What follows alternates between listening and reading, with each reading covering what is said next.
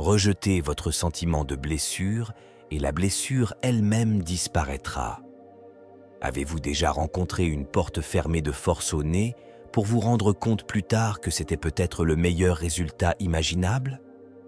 Aujourd'hui, nous nous lançons dans une exploration approfondie de l'habileté à inverser le rejet, inspirée par nul autre que le philosophe stoïcien Marc Aurèle. Imaginez un monde où chaque non ne vous décourage pas, mais vous propulse plutôt en avant. Le rejet, un mot souvent associé à la douleur, peut en réalité servir de tremplin vers la grandeur.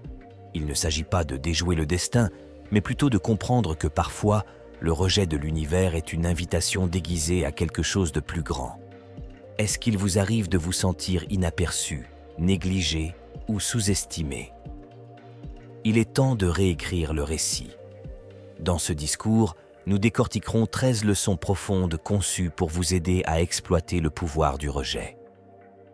Ce ne sont pas de simples réflexions théoriques, ce sont des stratégies concrètes fondées sur des expériences réelles.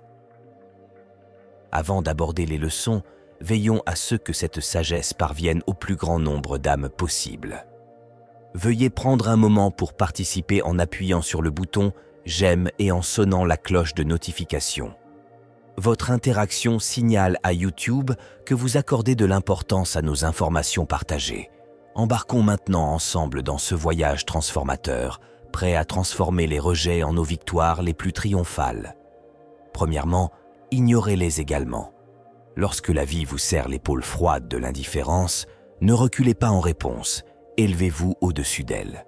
Ignorer ceux qui vous ignorent n'est pas un acte de mesquinerie, c'est plutôt une puissante affirmation de votre estime de soi. Considérez ceci. Si quelqu'un vous juge indigne de son temps, c'est sa perte, pas la vôtre. En choisissant de ne pas m'engager, vous dites essentiellement que je mérite plus.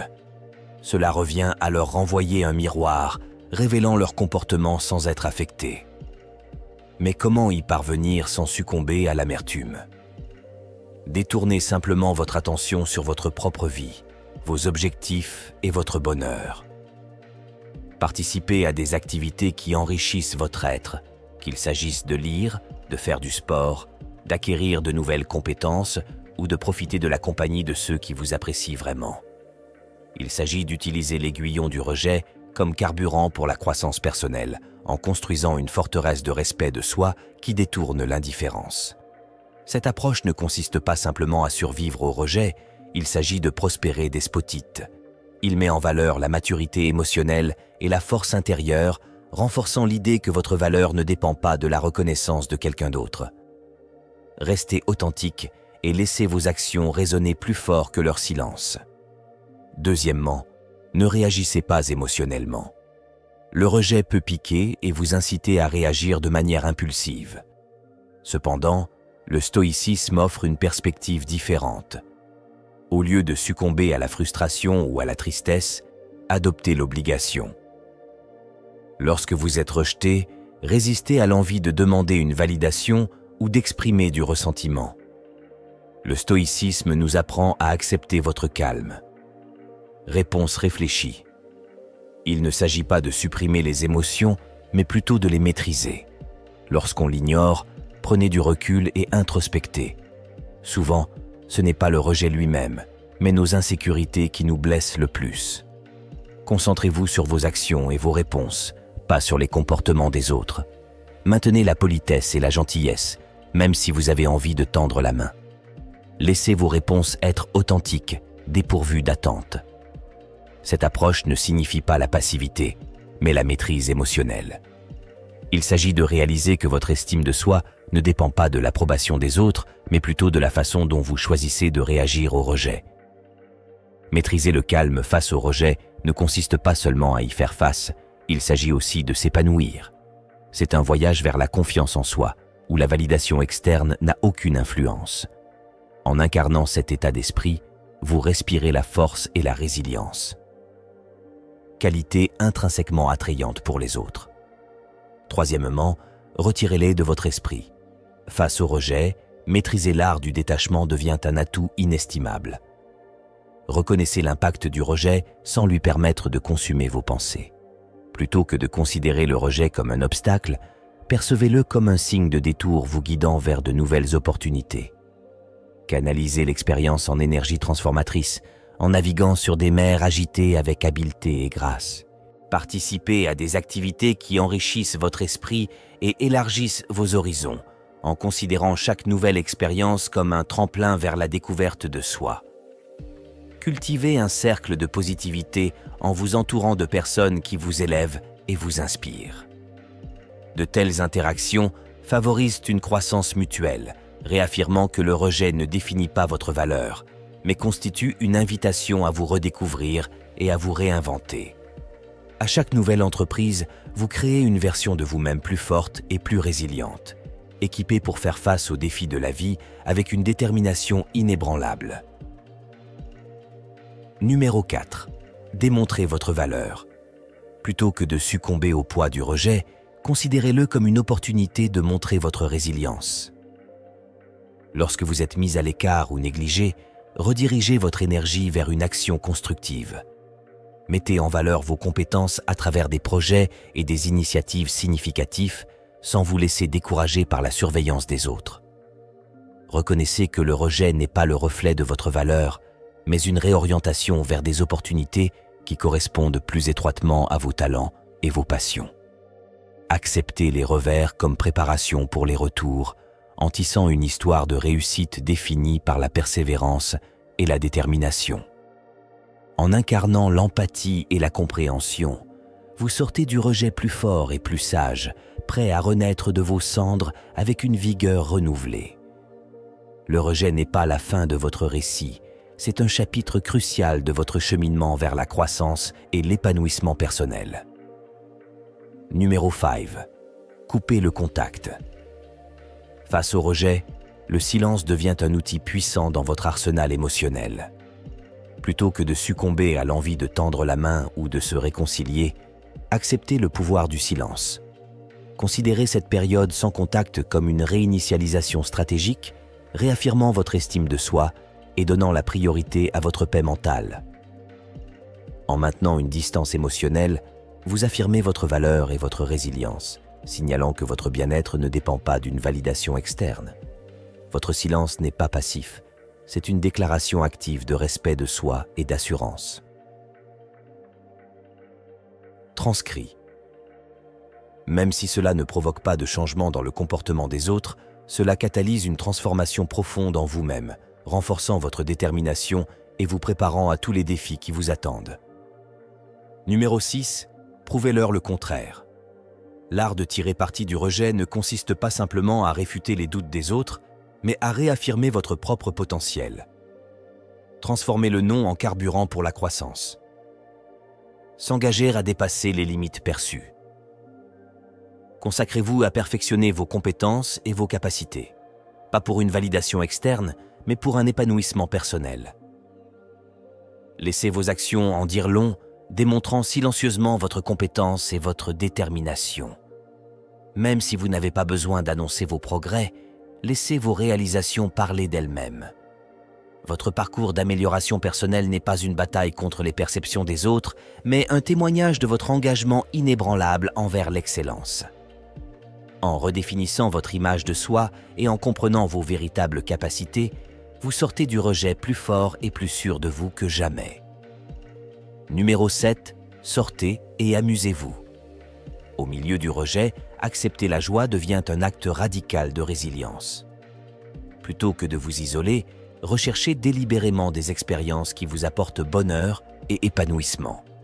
Remettez en question l'idée selon laquelle le rejet devrait vous décourager en recherchant activement des moments de joie et de connexion. Participez à des activités qui enflamment votre passion et favorisent des liens significatifs avec les autres. Acceptez l'inconnu, en considérant le rejet non pas comme une porte fermée, mais comme une invitation à explorer de nouveaux horizons. Chaque nouvelle expérience enrichit votre vie, renforçant la résilience et l'adaptabilité qui définissent votre voyage. À travers des rires partagés et des expériences partagées, vous redécouvrez votre place dans le monde. Réaffirmez que le rejet n'est qu'un obstacle passager sur le chemin d'un plus grand épanouissement. Numéro 8. construisez votre statut social. Le stoïcisme nous apprend à transformer le rejet en une opportunité de croissance personnelle et d'engagement communautaire. Au lieu de rechercher la validation, concentrez-vous sur l'amélioration personnelle et les liens significatifs avec les autres. Considérez les activités comme la forme physique et l'implication communautaire comme des opportunités d'améliorer votre bien-être et de contribuer au bien commun. Cultivez des relations basées sur le respect mutuel et des valeurs partagées, en tissant une tapisserie de liens significatifs. Votre voyage vers la découverte de soi ne consiste pas à gravir une échelle sociale, mais à gravir votre propre chemin vers l'excellence personnelle. En alignant vos intentions sur la recherche de l'amélioration personnelle, vous inspirez les autres à faire de même, favorisant ainsi une communauté fondée sur la résilience et l'empathie. Numéro 9. Faites comme s'il n'existait pas. Face à l'indifférence, la réponse la plus puissante est souvent celle d'une force tranquille. Plutôt que de dépenser de l'énergie sur ceux qui vous négligent, redirigez votre attention vers ceux qui apprécient votre présence. Maintenez le professionnalisme et la courtoisie dans les interactions inévitables, mais évitez d'investir de l'énergie émotionnelle dans des relations unilatérales. Être. En donnant la priorité à votre bien-être et en recherchant des relations significatives, vous signalez que votre temps et votre attention sont des biens précieux. Choisir de ne pas s'engager dans des efforts futiles n'est pas un signe de faiblesse, mais une démonstration de respect de soi et de discernement. Acceptez le pouvoir de vous éloigner en reconnaissant que votre énergie est mieux dépensée dans des relations et des efforts qui nourrissent votre croissance et votre épanouissement. Numéro 10. Donnez-leur le traitement silencieux. Opter pour le silence face à l'indifférence est un témoignage de votre dignité et le respect de soi.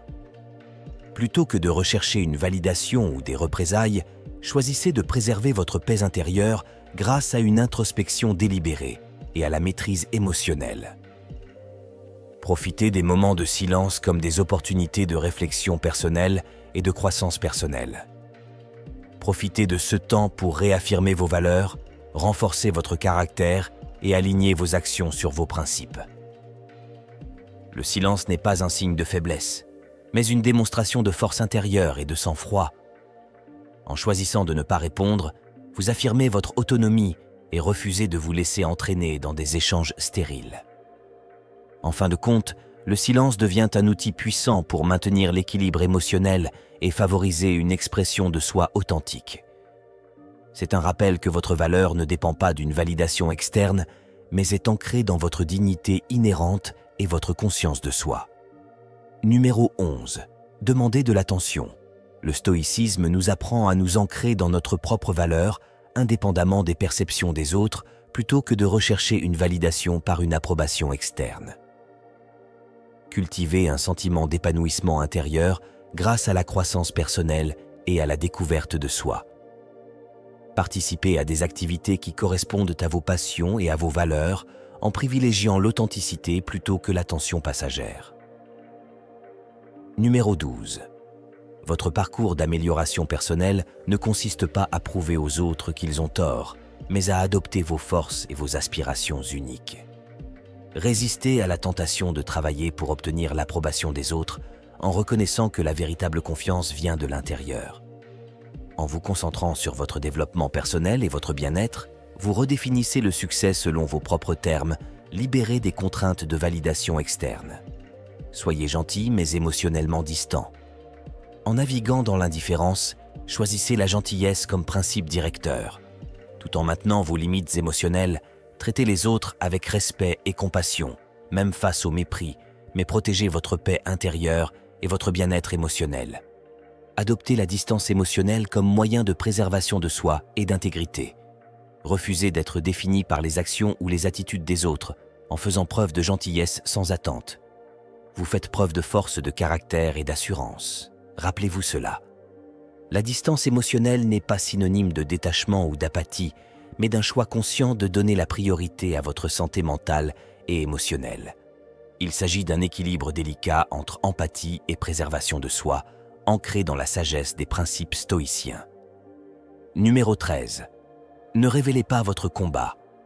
Résistez à l'envie de diffuser vos luttes ou de rechercher une validation par une reconnaissance externe. Au lieu de cela, gardez votre sang-froid et votre dignité face à l'adversité en incarnant les principes de la résilience stoïcienne.